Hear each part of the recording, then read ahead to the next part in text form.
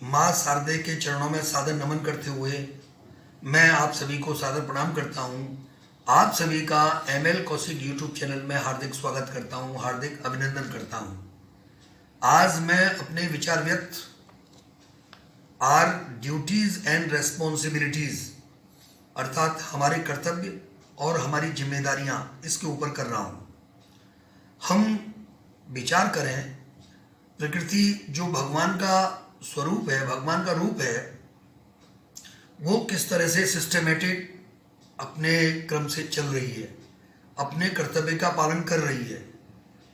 जैसे सूर्य भगवान नियमित प्रातःकाल उदय होते हैं, शाम को अस्त होते हैं, तो उनका एक सिस्टम है, उदय होना, अस्त होना और दिन में रोशनी प्रकाश देना और ऊष्मा देना। ऐसे ही चंद्रमा रात को निकलते हैं और शीतलता प्रदान करते हैं।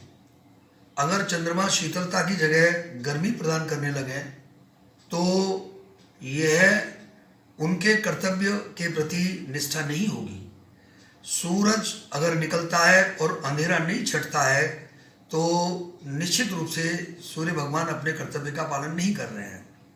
पृथ्वी है वो घूम रही है और अगर वो घूमना बंद कर दे तो हम सभी पता नहीं कहाँ फिक जाएंगे और प्रलय हो जाएगी और स्थिति विनाश की हो जाएगी। नदी है, अगर वो रास्ता बदलती है तो विनाश होता है। तो इसीलिए नदी अपने क्रम में चलती है, अनुशासित रूप में चलती है, तो हमको कोई भी हानि नहीं पहुंचाती है, कर्तव्य का पालन करती है।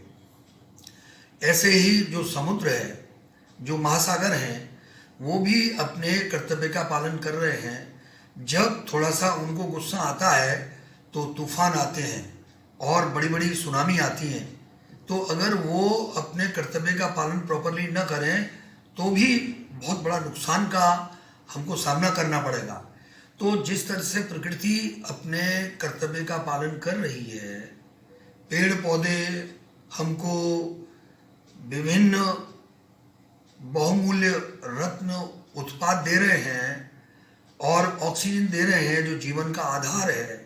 अगर पेड़ पौधे ऑक्सीजन देना बंद कर दें और ऑक्सीजन की जगह कार्बन डाइऑक्साइड देना शुरू कर दें तो हम जीवित नहीं रहेंगे।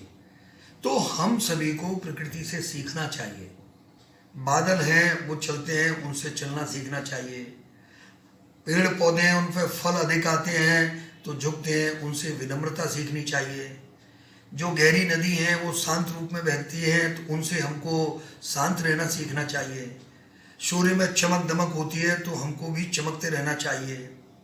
पृथ्वी गतिमान है तो हमको भी गतिमान होना चाहिए, चलते रहना चाहिए।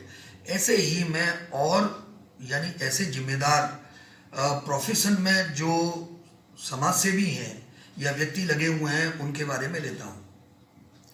एक डॉक्टर है, अगर डॉक्टर अपने कर्तव्य का प्रॉपरली पालन करता है और मरीज को ठीक देखता है, उसका ऑपरेशन मेहनत से करता है और उसको औषधि दवाइयाँ ठीक से देता है तो मरीज ठीक होता है, तो डॉक्टर को खुशी मिलती है। अर्थात डॉक्टर अपने कर्तव्य का पालन विधिवत रूप से कर रहा है। एक न्यायाधीश है, अगर न्यायाधीश न्याय की कुर्सी पर बैठा हुआ है और कोई भी केस उसके अदालत में आता है, उसके न्यायालय में आता है, तो वो ठीक निर्णय देता है, सभी पक्षों को सुनता है, ठीक निर्णय देता है और न्याय करता है, तभी वो सच्चा जज है। अदरवाइज अगर वो रिश्वत लेता है या ठीक न्याय नहीं करता है तो वो ठीक न्यायाधीश नहीं है। ऐसे ही पुलिस विभाग है। पुलिस विभाग यानी लोगों की रक्षा सुरक्षा के लिए बनी है।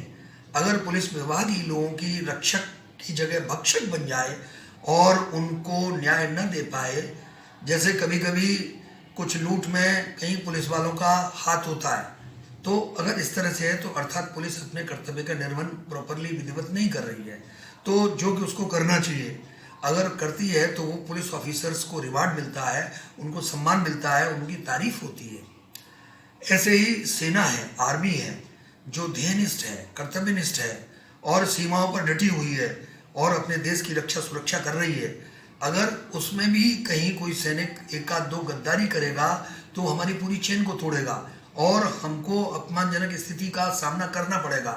लेकिन हमारी सेना, भारत देश की सेना तो बहुत मजबूत है, उसमें गद्दार नहीं है, उसमें तो सभी वफादार हैं, उसमें सभी देशभक्त हैं, और इस तरह से सेना को अपने कर्तव्य का पालन करना चाहिए और जो कर रही है। हमारे देश की राजनीति को चलाने के लिए लीडर्स की आवश्यकता है, और हमारे देश में अगर सच्चे अच्छे लीडर्स हों, और जैसे आज मोदी जी हमारे राष्ट्रभक्त देशभक्त प्रधानमंत्री हैं, पूरे देश का सुसंचालन कर रहे हैं और विधिवत देश में नियम कानून लागू कर रहे हैं, और हम अगर उनके रास्ते पर चलें, जैसे हम पूर्व में लाल बहादुर शास्त्री जी हुए, कोई डॉक्टर राजेंद्र प्रसाद हुए, सरदार वल्लभ भाई पटेल हुए, तो सुभाष चंद्र बोस हुए, तो ऐसे लोगों को हमें फॉलो करना चाहिए।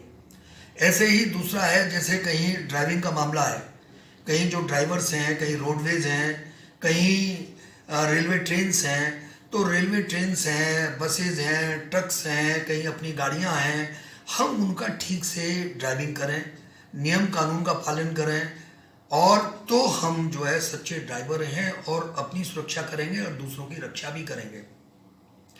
ऐसे ही ट्रैफिक पुलिस है, विभिन्न क्रॉसिंग्स पर खड़ी रहती है, और ट्रैफिक पुलिस अगर सख्त है और नियम कानून से नियम कानूनों का पालन करा रही है और विधिवत उसमें अनुशासित रूप से खड़े होकर के, और कभी कभी क्रॉसिंग्स में देखा जाता है कि जो सिपाही होते हैं, ट्रैफिक पुलिस कांस्टेबल होते हैं, वो मोबाइल में लगे रहते हैं और जाम लगा रहता है, तो वहीं पर अराजकता की सी स्थिति आती है, वहाँ पर अनुशासनहीनता की स्थिति आती है। तो ट्रैफिक पुलिस को भी सजग होना चाहिए, अपने कर्तव्य का निर्वहन विधिवत करना चाहिए।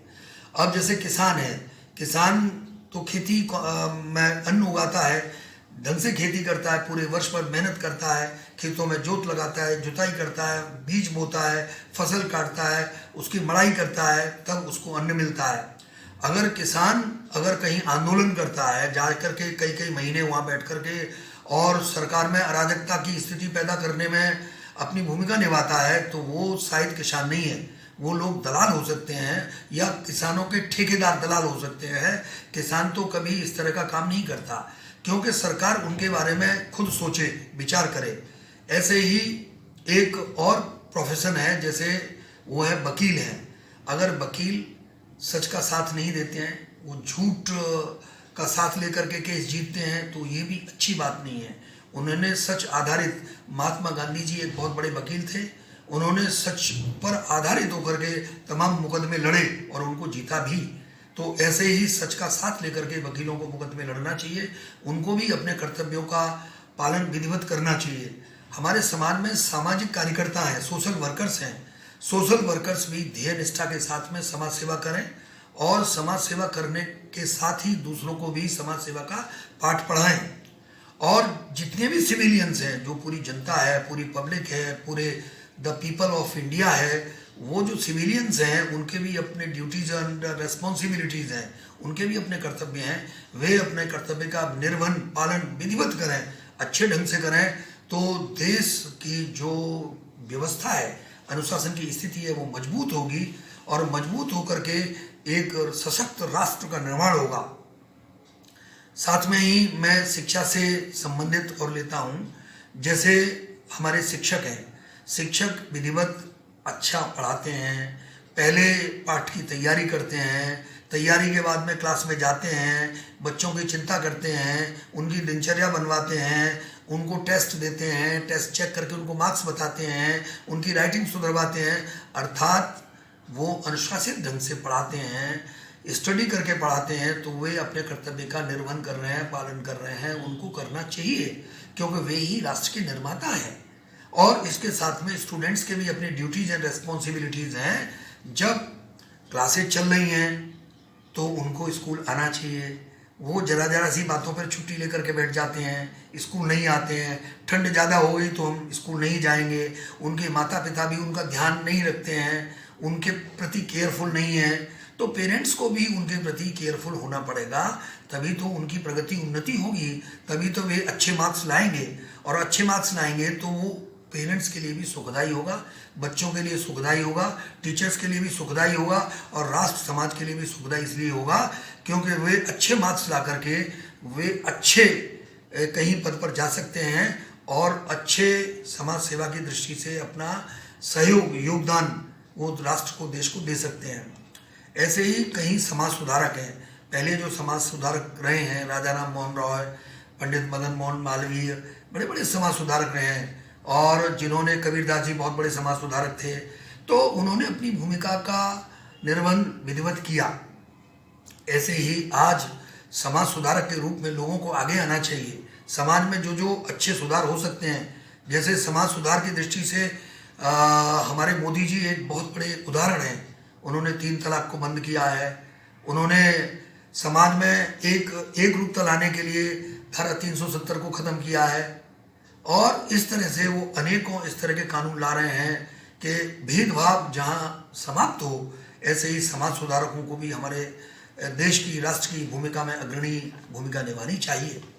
हम लेते हैं जैसे स्वीट सेलर्स हैं, मिठाई विक्रेता हैं, अगर वो शुद्ध मिठाई बनाते हैं, चाहे वो उसका पैसा ज़्यादा लें, लेकिन लोगों की जो स्वास्थ्य सेवाएं हैं, लोगों की जो स्थिति परिस्थिति है स्वास्थ्य की दृष्टि से, उनके लिए वे कर्तव्यनिष्ठ बने और अच्छी मिठाई के साथ में वे अपना नाम करें जिसकी मिठाई अच्छी होती है।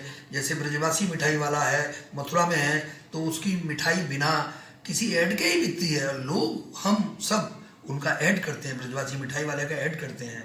कहीं इस तरह का एक समाज और है जिसे कहते हैं जो सेवा बस्ती समाज है। सेवा बस्ती के लोग हैं जो समाज सेवा करते हैं, वो झाड़ू लगाते हैं, वो नालियाँ साफ करते हैं, वो महत्तर यानी वो हमसे भी महान है। वो ऐसा काम करते हैं जिसको कोई नहीं कर सकता। अगर वे अपना कार्य करना बंद कर दें तो गंदगी के अंबार लग जाएंगे और मक्खी भिनभिनाएंगी, वहाँ सुअर भ्रमण करेंगे और तमाम बीमारियाँ फैल जाएंगी। लेकिन वो भी दृढ़ होकर के अपने कर्तव्य का पालन करते हैं, तो ये बहुत अच्छी बात है। अब हम सब अपनी ड्यूटीज़ और अपनी रिस्पॉन्सिबिलिटीज़ पूरे भारत देश में जो जो लोग जिन जिन विभाग में काम करते हैं, अपनी ध्येय निष्ठा के साथ, ईमानदारी के साथ सेवा करें। और जब हम सेवा विधिवत करेंगे, अच्छी सेवा करेंगे, तो हमारा मन भी प्रसन्न होगा। दूसरा जो हमसे कार्य कराने आते हैं उनका काम होता है तो वो भी खुश होते हैं, वो भी प्रसन्न होते हैं। और इस जो प्रोसेस से हम देश की सच्ची सेवा करते हैं, हम राष्ट्र की सच्ची सेवा करते हैं और हमारा राष्ट्र प्रगति करता है, उन्नति करता है। हम सब आज शपथ लें, दृढ़ निश्चयी बने और दृढ़ निश्चयी बन करके समाज सेवा में रत हो जाएं, अपने अपने कर्तव्य का निर्वहन करें, तभी हम सच्चे भारतवासी कहलाएंगे और सच्चे राष्ट्रभक्त कहलाएंगे। तो ऐसे विचार मैंने आज व्यक्त किए हैं।